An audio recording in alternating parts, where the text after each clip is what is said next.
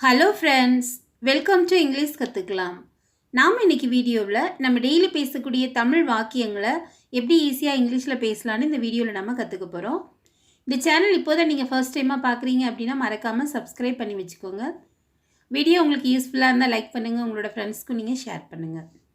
நாம் பார்க்க போகிற ஃபர்ஸ்ட் சென்டென்ஸ் என்ன அப்படின்னா, நான் என்ன செய்ய வேண்டும், நான் என்ன செய்ய வேண்டும். இதை நம்ம எப்படி இங்கிலீஷில் சொல்லலாம் அப்படின்னா, What should I do? What should I do? நான் என்ன செய்ய வேண்டும். நெக்ஸ்ட் ஒன், நாங்கள் என்ன செய்ய வேண்டும், நாங்கள் என்ன செய்ய வேண்டும். இதை நாம் இங்கிலீஷில் What should we do? What should we do? அப்படின்னு சொல்லணும். நெக்ஸ்ட் ஒன், நான் எங்கு செல்ல வேண்டும், நான் எங்கு செல்ல வேண்டும். இந்த சென்டென்ஸை நாம் எப்படி இங்கிலீஷில் சொல்லலாம் அப்படின்னா, Where should I go? Where should I go? நான் எங்கு செல்ல வேண்டும். நெக்ஸ்ட் ஒன், நான் எதை சொல்ல வேண்டும், நான் எதை சொல்ல வேண்டும். இதை எப்படி நம்ம இங்கிலீஷில் சொல்லலாம் அப்படின்னா, What should I say? What should I say? நான் எதை சொல்ல வேண்டும். நெக்ஸ்ட் ஒன், நான் எப்படி பேச வேண்டும், நான் எப்படி பேச வேண்டும். இதை நம்ம எப்படி இங்கிலீஷில் சொல்லலாம் அப்படின்னா, How should I speak? How should I speak? நான் எப்படி பேச வேண்டும். நெக்ஸ்ட் ஒன், நான் யாரிடம் கேட்க வேண்டும், நான் யாரிடம் கேட்க வேண்டும். இதை எப்படி கேட்கலாம் இங்கிலீஷில், ஒருவேளை நமக்கு தெரியல அப்படின்னா அதை யார்கிட்ட கேட்கணும் அப்படின்னு சொல்லி நம்ம கேட்போம்ல. ஸோ அதை எப்படி இங்கிலீஷில் கேட்கலாம் அப்படின்னா, Who should I ask? Who should I ask? நான் யாரிடம் கேட்க வேண்டும். நெக்ஸ்ட் ஒன், உன்னால் மகிழ்ச்சி அடைகிறேன், உன்னால் மகிழ்ச்சி அடைகிறேன். இதை எப்படி சொல்லலாம் இங்கிலீஷில் அப்படின்னா, I am happy for you. I am happy for you. உன்னால் மகிழ்ச்சி அடைகிறேன். நெக்ஸ்ட் ஒன், உன்னால் சமாதானம் வந்தது, உன்னால் சமாதானம் வந்தது. நம்ம யார்கிட்டயாவது பேசினா நமக்கு ரொம்ப மனசுக்கு சமாதானமாக இருக்கும். ஸோ நம்ம அப்போ இந்த மாதிரிலாம் நம்ம சொல்லுவோம்ல, உன்னால் சமாதானம் வந்தது. இதை நம்ம எப்படி இங்கிலீஷில் சொல்லலாம் அப்படின்னா, Peace came because of you. Peace came because of you. உன்னால் சமாதானம் வந்தது. நெக்ஸ்ட் ஒன், உன்னால் நிம்மதி அடைந்தேன், உன்னால் நிம்மதி அடைந்தேன். இதை எப்படி சொல்லலாம் இங்கிலீஷில் அப்படின்னா, I am relieved by you. I am relieved by you. உன்னால் நிம்மதி அடைந்தேன். நெக்ஸ்ட் ஒன், உன்னால் மட்டும் முடியும், உன்னால் மட்டும் முடியும். ஏதாவது ஒரு வேலை செய்யணும்னா கண்டிப்பாக அது உன்னால் மட்டும்தான் முடியும் அப்படின்லாம் நம்ம பேச்சு வழக்கில் பேசுவோம் இல்லையா. ஸோ இதை எப்படி இங்கிலீஷில் சொல்லலாம் அப்படின்னா, உன்னால் மட்டும் முடியும். இதை நம்ம இங்கிலீஷில் ஒன்லி யூ கேன் அப்படின்னு சொல்லணும். ஒன்லி யூ கேன், உன்னால் மட்டும் முடியும். நெக்ஸ்ட் ஒன், உன்னால் எப்படி முடிந்தது, உன்னால் எப்படி முடிந்தது. இதை எப்படி சொல்லலாம் இங்கிலீஷில், நான் நிறைய டைம் ட்ரை பண்ணேன், என்னால் முடியல, உன்னால் எப்படி முடிஞ்சிச்சு அப்படின்னு கேட்போம்ல. ஸோ இதை எப்படி இங்கிலீஷில் கேட்கலாம் அப்படின்னா, How did you do it? How did you do it? உன்னால் எப்படி முடிந்தது. நெக்ஸ்ட் ஒன், உன் சம்பளத்தில் திருப்தியாயிரு, உன் சம்பளத்தில் திருப்தியாயிரு. இதை நம்ம எப்படி இங்கிலீஷில் சொல்லலாம் அப்படின்னா, Be content with your wages. Be content with your wages. உன் சம்பளத்தில் திருப்தியாயிரு. நெக்ஸ்ட் ஒன், உன் பிரச்சனையில் பொறுமையாயிரு, உன் பிரச்சனையில் பொறுமையாயிரு. இதை எப்படி சொல்லலாம் இங்கிலீஷில் அப்படின்னா, Be patient with your problem.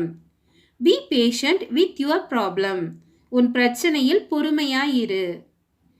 Next one, உன் கஷ்டத்தில் தைரியமாயிரு, உன் கஷ்டத்தில் தைரியமாயிரு.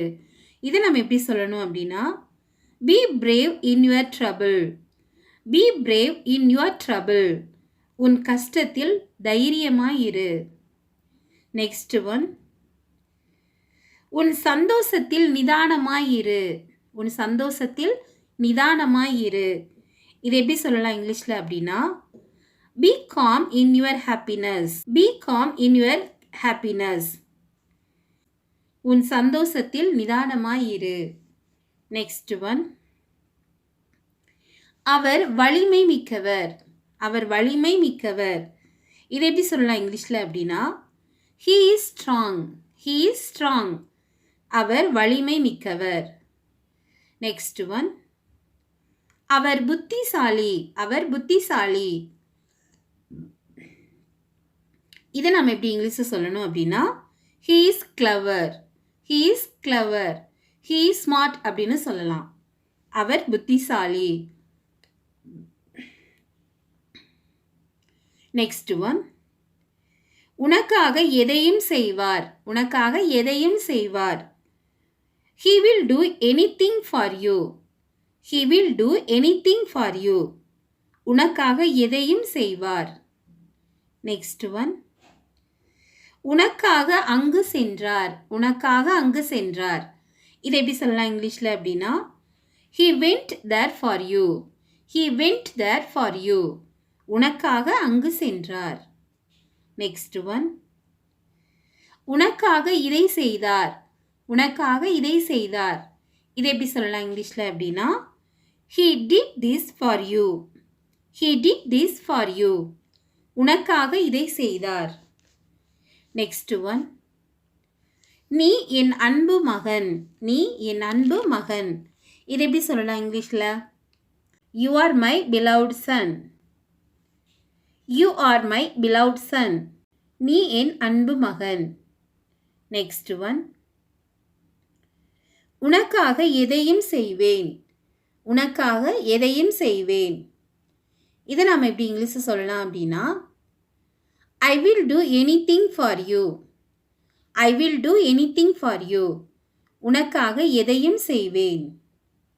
நெக்ஸ்ட் ஒன், உன்னை மிகவும் நேசிக்கிறேன். உன்னை மிகவும் நேசிக்கிறேன். இது நம்ம இங்கிலீஷில் love you so much. love you so much. உன்னை மிகவும் நேசிக்கிறேன். நெக்ஸ்ட் ஒன், உன்னை போல் யாரும் இல்லை. உன்னை போல் யாரும் இல்லை. இதை எப்படி சொல்லலாம் இங்கிலீஷில், உன்னை போல் யாரும் இல்லை. there is no one like you. there is no one like you. உன்னை போல் யாரும் இல்லை. நெக்ஸ்ட் ஒன், உனக்காகவே இருக்கிறேன். உனக்காகவே இருக்கிறேன். இதை எப்படி சொல்லலாம் இங்கிலீஷில் அப்படின்னா, I am for you. I am for you. உனக்காகவே இருக்கிறேன். ஓகே ஃப்ரெண்ட்ஸ், இந்த சென்டென்ஸ் எல்லாமே நம்ம டெய்லியுமே பேசக்கூடிய சென்டென்ஸ். ஸோ இது உங்களுக்கு யூஸ்ஃபுல்லாக இருந்திருக்குன்னு நான் நம்புகிறேன். வீடியோ உங்களுக்கு பிடிச்சிருந்தால் லைக் பண்ணுங்கள். இங்கிலீஷ் கற்றுக்கலாம் சேனலை சப்ஸ்கிரைப் பண்ணுங்கள். Thank you friends. தேங்க்ஸ் ஃபார் வாட்சிங்.